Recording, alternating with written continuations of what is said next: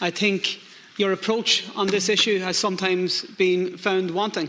Every single time that Sinn Féin have tried to secure an initiative from government, we have liaised with government. On the contrary, your approach is to announce at 12 o'clock through media sources that you're going to bring forward a motion and then give it to members of the opposition at the very last minute with about a 20-minute window to make amendments. That's not a government that's actually seeking to work in partnership with the rest of the House. You've had enough time. You've had 20 minutes, and I'm going to actually outline what I believe is a very unfair characterisation of you by genuine attempts of members of this House to ensure that Ireland takes a stand and that Ireland shows leadership in defence of international law, in defence of international humanitarian law and in defence of the UN Charter. Because the question that people are asking now, quite rightly, is how many more?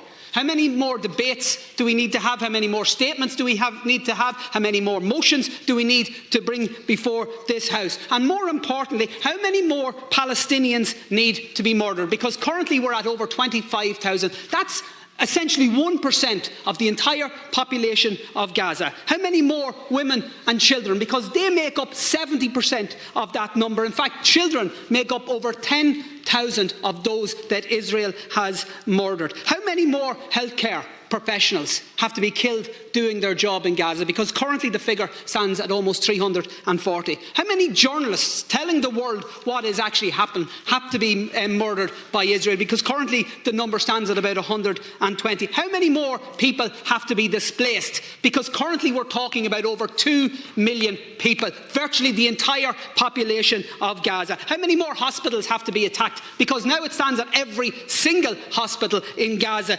Just 15 out of the 36 hospitals that were in Gaza are actually even partially functioning. How many more buildings in Gaza need to be destroyed? Because it's about 50% at this stage. And how many Palestinian people in Gaza are actually going to be forced to starve to death or to die of entirely preventable diseases before we match what are welcome strong words with strong actions? Because we have had strong words, and I've commended you, I've commended the Taoiseach, I've commended other government ministers when those strong words have been uttered.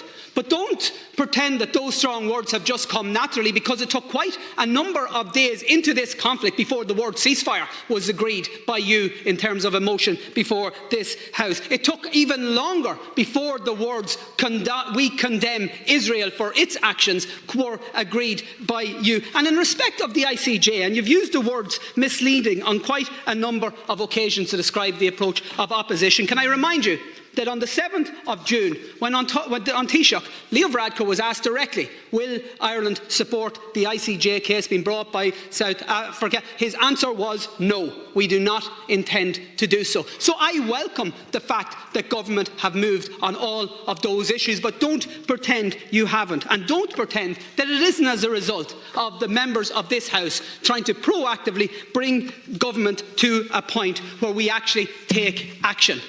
Because we haven't got to that point yet, Taoiseach. And I don't believe that that is sufficient. In fact, every single proposition that is brought before you, there are reasons not to do it. In terms of the ICC case, we're not going to do it. We'll throw a little bit of money at it, despite the fact that you know that the ICC prosecutor is dragging their heels in respect of this issue, and what they need in order to be brought to heel and to actually advance that, they need states to join the ICC referral. Yes, they do. Yes, they do.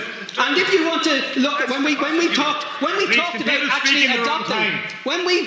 we've talked about adopting measures that this House has already approved of, the Occupied Territories Bill, there's an excuse not to do it. The illegal Israeli settlements divestment bill, sitting on the floor of this House, you delayed it. You could release that in the morning straight away. Let's take a substantive measure, recognising the state of Palestine, something that this House and the upper House have called for. Your programme for government includes it. There's excuses. Others aren't ready to join, so we'll wait. In respect of all of the measures that have been brought forward in terms of diplomatic, economic, financial, trade, anything that would send a message to Israel that they will pay a price for what they are doing, there's an excuse not to do it. There's another way of doing things. There's another way of doing things, because your argument is that if we take any of these measures, there's a risk of Ireland becoming isolated. That's the term you have used.